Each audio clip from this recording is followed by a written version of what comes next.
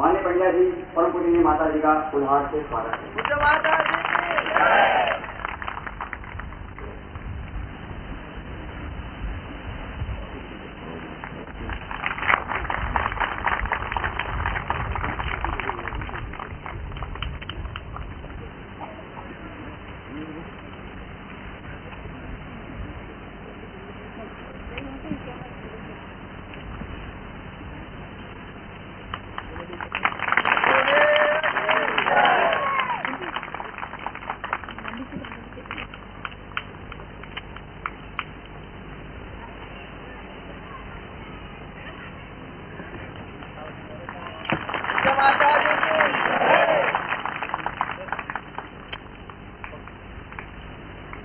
ये हमारे भाग्य की चरम सीमा है। हम सब उनके चरणों में समर्पित हो, हमारी भावना, हमारा तन, मन और धन जो कुछ भी है उनका है, उनके चरणों में है। और मैं सब आप सबके और से गुरुदेव के चरणों में प्रार्थना करता हूँ। आध्यात्मिक मंच जहाँ साधु संत बैठे होते हैं कि एक नियम, एक परिपाटी होती है कि यदि किसी साधु को या किसी विशिष्ट को पुष्पहार से सम्मानित करते हैं तो उस विशिष्ट को, उस साधु को, सन्यासी को जो मंच पर आसीन होता है उसे तो फूलों का हार उतारना पड़ेगा। उतारूं तो मर्यादा का भंग होता है। फिर भी मैंने सोचा कि फूलों का हार उतार ही लें और क्योंकि गीत में मुझे बोलना ज्यादा जरूरी है, बोलने के लिए कभी उसको ऊंचा उठाना जरूरी है। इसके लिए मैं यहाँ के आयोजकों को और आप सबको जिस प्रकार से आपने मुझे सम्मानित किया है उसके लिए मैं आपको आशीर्वाद देता हूँ। दूसरी बात एक और, अपनी प्रवचन प्रारंभ करने से पूर्व मैंने इस बात का मुझे गर्व है, पक्का है, घमंड अपने आप में खराब होता है। घमंड आदमी को नहीं करना चाहिए। गर्व करने में कोई बुराई नहीं, गर्व तो किया जा सकता है।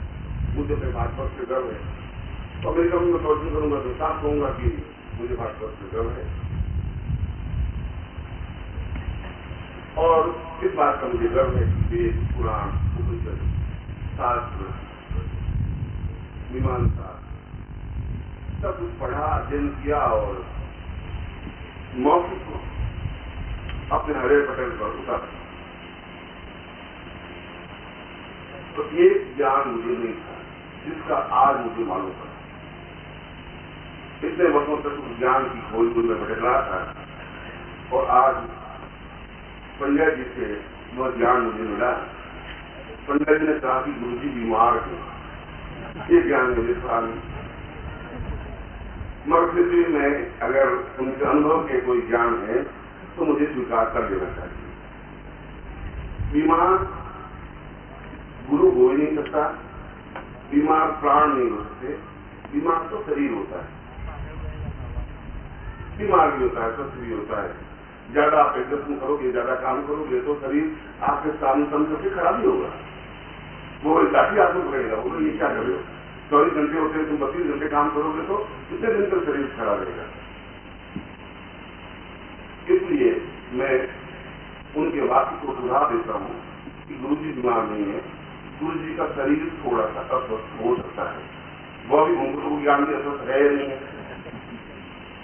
मगर अगर उन्होंने कह दिया अध्यक्ष है तो मुझे उनकी बात को रखना चाहिए। इसलिए मैं इतनी बात भी स्वीकार कर रहा हूँ। बाकी मैं पंड्या जी से इसमें भी लंबी दौड़ में मैं तेज दौड़ सकता हूँ।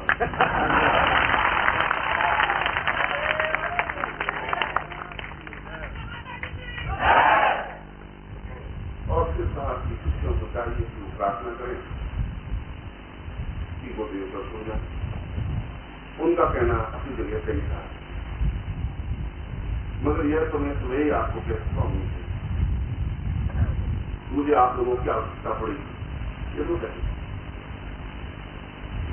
और आपकी प्रार्थना आधे किलोमीटर से ऊपर चले भी नहीं, और मेरी प्रार्थना पेट फूल से पहुंच जाएगी। जब मैं खुद सक्षम हूं अपनी बात वहां तक पहुंचाने में, जो ठीक करते हैं ऐसे कुमार, तो मैं आपके वैसाखियों के सारे वहां से नहीं पढ़ूंगा, इसलिए आप निश्चिंत करें। फिर भी आपके मन में, हृदय में मेरे प्रति प्यार है, और वो प्यार का पूर्ण स्वरूप ही पंडित जी के जबान से निकला है। सवाल कि जिस तन में वो तन को राम को विजय खाकर पड़न से देखना पड़ा, कृष्ण को भी तुम्हारे विलास में जहां तीर लगा वो स्थान आज भी सुरक्षित है। और उसके बाद प्रैक्टिस हुआ, और प्रैक्टिस होने के बाद 11 महीने तक उनको पढ़ने से रहना पड़ा। तभी उनका भी कमजोर हुआ, रामचंद्र परमहंस का भी हुआ, बुद्ध का भी हुआ, महावीर का भी हुआ। शरीर तो जब व्यक्ति जरूरत से ज्यादा शिष्य उनसे काम करवाएंगे, उनका कोई व्यक्तिगत काम तो है नहीं, रोटी मुझे बनाने की जरूरत होती नहीं, आटा खरीद के लाने की जरूरत होती नहीं, बाजार में जाने की जरूरत होती नहीं, सब्जी लाने की जरूरत होती, काम नहीं होता, काम दूसरों से मिलना है। और यदि आप मेरा काम बढ़ा देंगे तो शरीर बीच में आपके बीच में कभी कभी खड़ा हो जाएगा। इसलिए पंडित जी भी आप सब लोग निश्चिंत रहें, मेरा स्वास्थ्य बिल्कुल ठीक है।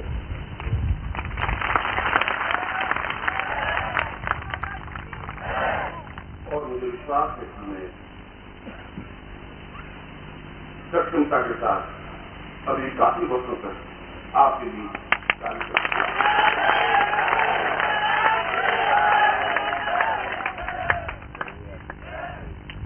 काल तो बहुत छोटी चीज होती है, कभी कभी मुझसे मिलने की आती है।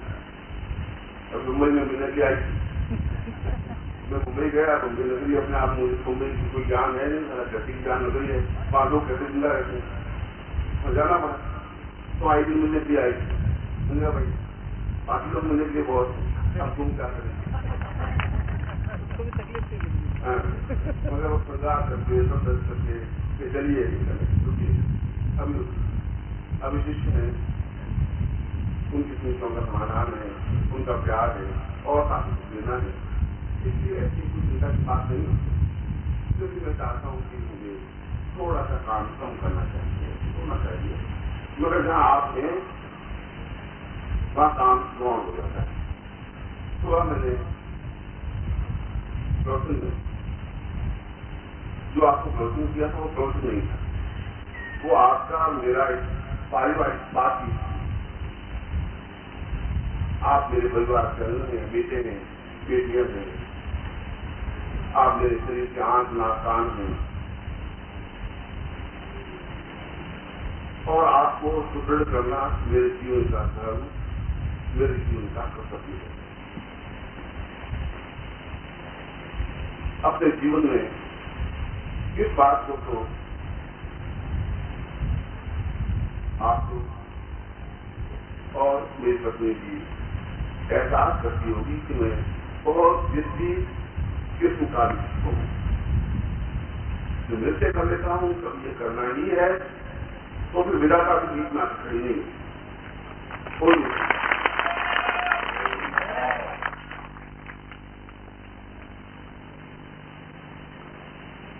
बाकी तो जब ये नृत्य किया ही है, जब मैंने आप लोगों को कहा है कि मैं आपको धोखा नहीं दूंगा, मैं आपको विश्वासघात नहीं करूंगा, मैं आपको मजा में छोड़ूंगा नहीं, मैं आपका हाथ पकड़ के सिद्धार्थों तक ले जाऊंगा, तो मुझे अपने सपनों को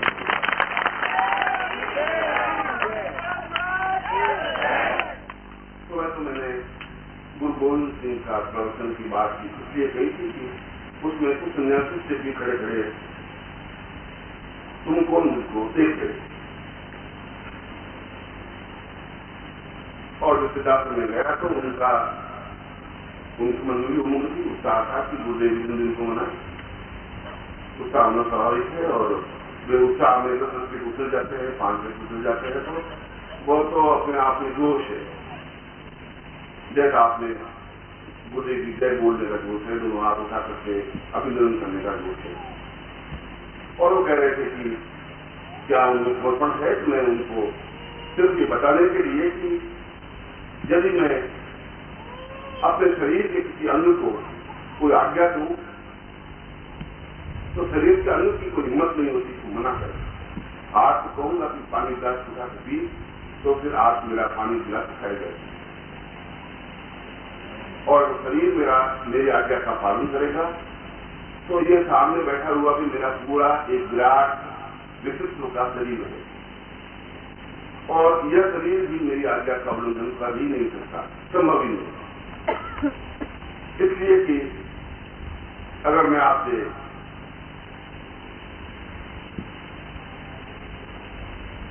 जीवन मांग लूं तब भी आप हिचकिचाएंगे नहीं, इसलिए कि मुझे आप पे गर्व है, आप पे भरोसा है, आप पर विश्वास है, आपको मेरा प्यार है।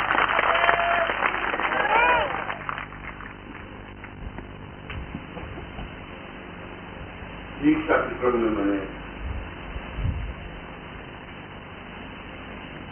सुबह आपको बताया था कि कभी कभी क्षण ऐसा आता है कि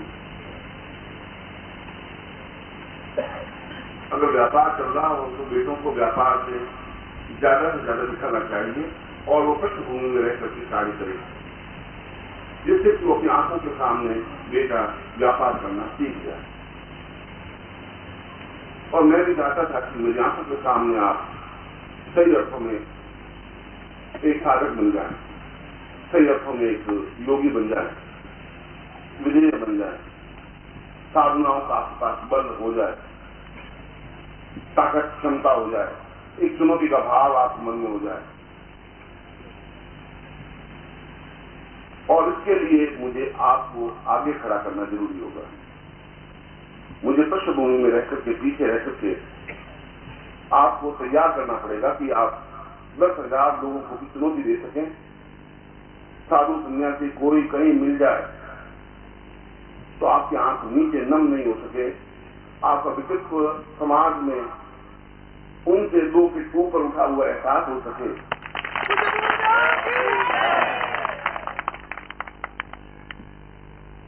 और इसके लिए उन पर, उनके कंधों पर थोड़ा और वजन डालना आवश्यक होता है। इसलिए मैं दीक्षा को अभी 3 साल टालना चाहता था। मैं इस घड़े को और पकाना चाहता था जिससे कि ठंडा पानी हो सके, बिल्कुल। मगर अब आप सक्षम हैं उस साधना के क्रम को उठाने के लिए।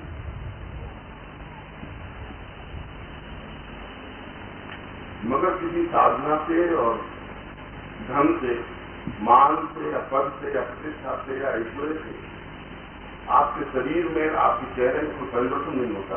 ये आपका जो एक गलतफहमी है, मैं उसको दीक्षा लेने से पहले दूर कर देना चाहता हूं। मेरी जेब में इस समय 500 रुपए है और है, तब भी चेहरा वैसा ही है। अब ये यहां रख दिया, तभी चेहरा वैसा है। तो आपके मानस में यह है कि साधना करते ही चेहरा नम और क्या हो जाता है, ये हो जाता है।